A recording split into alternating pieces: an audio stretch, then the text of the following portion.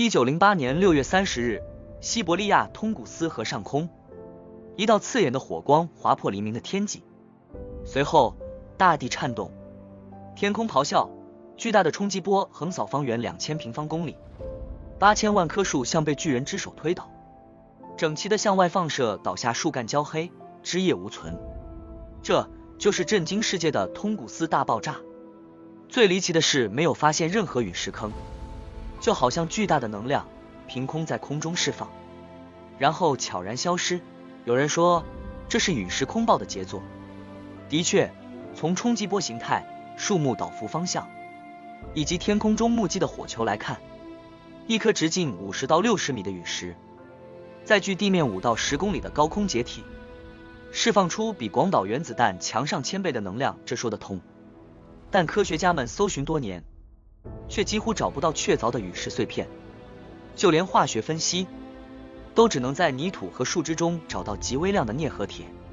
如果真是陨石，它究竟去了哪里？另一种大胆的说法是反物质。假如那天一小团反物质陨石闯入地球大气层，当它与普通物质接触时，将会发生100%质量转化为能量的湮灭反应，没有任何残骸，只留下恐怖的能量释放。听起来像科幻小说，但物理上并非不可能。问题是，反物质在宇宙中极其稀少，就像在沙滩上找到一粒蓝色的玻璃珠，可能吗？是，但概率小到令人怀疑。还有人前粹指向了外星人。想象一下，一艘外星飞船在大气层中失事爆炸，没有陨石坑，没有碎片，甚至可能被自毁系统彻底抹除痕迹。当年苏联科学家基里尔科尔盖夫就提出过类似推测，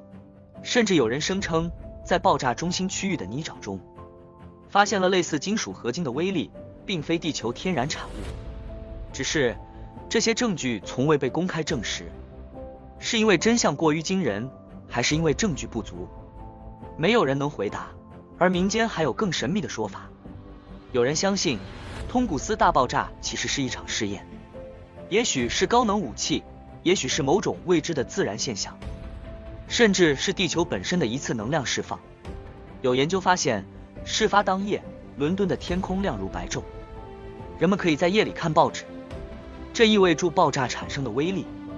迅速扩散到大气层高处，反射了太阳光。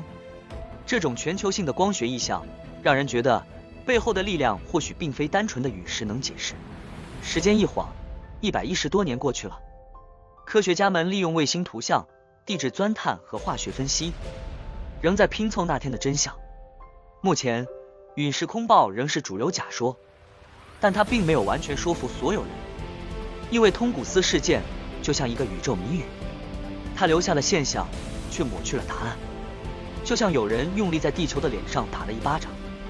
但挥动的手臂，甚至那张脸，至今没有被找到。或许